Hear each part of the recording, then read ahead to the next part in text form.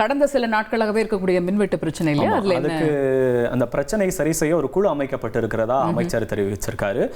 மின்சாரத்துறை அமைச்சர் நிர்மல்குமார் தொடர்பாக சொல்லியிருக்காரு. சில இடங்கள்ல வேணும்னே சிலர் மின்வெட்டை ஏற்படுத்துறாங்க அப்படின்ற ஒரு குற்றச்சாட்டையும் அவர் முன் வச்சிருந்தாரு. இது தொடர்பான சிசிடிவி ஆதாரங்களோட காவல்துறையில புகார் கொடுத்திருக்கிறதாவும் அமைச்சர் சொல்லியிருக்காரு. காத்ரி, அந்த காட்சிகளையும் நம்ம இந்த இடத்துல பார்த்தோம். Yes sure.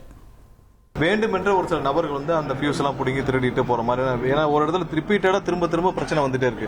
என்னென்ன சிசிடிவி அனைத்தையும் ஆராய்ந்த பொழுது அவர்களும் ஒரு சில பேர் நபர்கள் வேண்டுமென்று அதை திரும்ப திருடி போறதும் அதை எடுத்து அதை ஆஃப் பண்ணுறதும் பார்த்தோம்.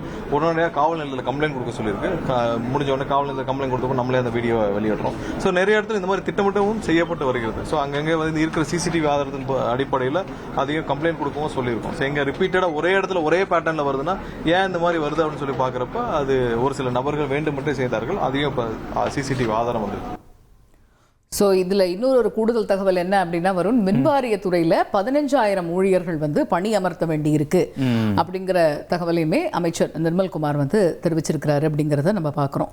அடுத்து இந்த மின்வாரியத்தில் முக்கியமான ஒரு விஷயம் அந்த ஹார்ட் டிஸ்க் இல்லையா, அதில் என்ன சொல்லியிருக்கிறாங்க, அதில் என்ன அப்டேட்ஸ்? அந்த திருடப்பட்ட இந்த வழக்கு விசாரணை இப்போ சிபிசிஐடிக்கு மாற்றப்பட்டிருக்கு தான் இப்போதைய அப்டேட். இது வரைக்கும் இந்த வழக்கில் இருவர் கைது செய்யப்பட்டிருந்த நிலையில் இந்த ஹார்ட் டிஸ்க் திருட்டில் யாருக்கெல்லாம் தொடர்பு அப்படின்னு சிபிசிஐடி விசாரணையை மேற்கொள்ள இருக்காங்க. சோ இந்த விசாரணை இனி அடுத்தடுத்த கட்டத்தில் எப்படி போக போகுது அப்படிங்கறத நம்ம பார்க்க வேண்டியதா இருக்கு. டிரான்ஸ்ஃபார்மர் டெண்டர்ல 30% வரைக்கும் ஊழல் நடந்திருப்பதா அமைச்சர் நிர்மல்குமார் குற்றம் சாட்டி இருக்கிறார். அது மட்டும் இல்ல, 1500 கோடி ரூபாய் மதிப்பு இருக்கக்கூடிய டெண்டர்ல 397 கோடி ரூபாய்க்கு ஊழல் நடந்திருக்கு அப்படின்னுமே அவர் சொல்லியிருக்கிறாருங்கிறத பார்க்குறோம். இது சம்பந்தமா அவர் என்ன பேசினாருங்கிறத பார்த்துருவோமா?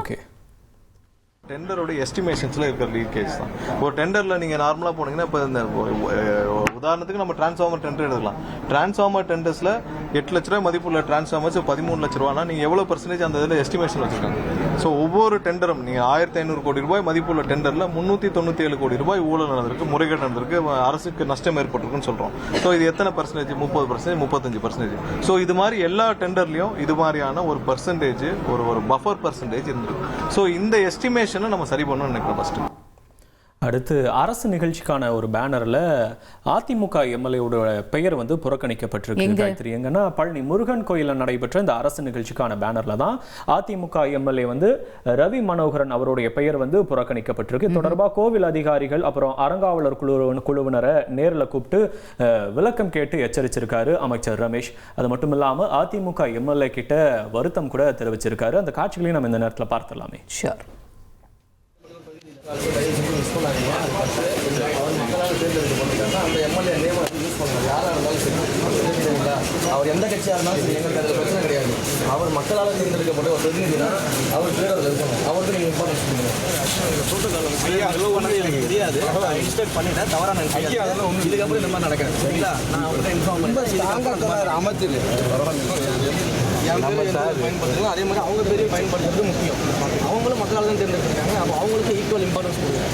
எல்லாருமே ஒன்று தான். இல்லை யாரையும் நம்ம பிரித்து பார்க்கலாம். இல்லை எல்லாரும் மக்கள் ஓட்டு போட்டு தான் தேர்ந்தெடுக்கிறாங்க. 1,30,00,000 மனங்களை வென்ற தந்தை டிவி யூடியூப் சேனல். தவிர்க்க முடியாத தம்ப்நெயில், கலக்கலான கான்டென்ட்ஸ். நீங்களும் இந்த குடும்பத்தில் இணைய இப்பவே சப்ஸ்கிரைப் பண்ணுங்க. அசுரபலம் கொண்ட எங்கள் டிஜிட்டல் கரங்களில் உங்கள் விளம்பரங்களை சேர்க்க வாட்ஸ்அப் பண்ணுங்க. 893988883778. Email advttv@dttv.in.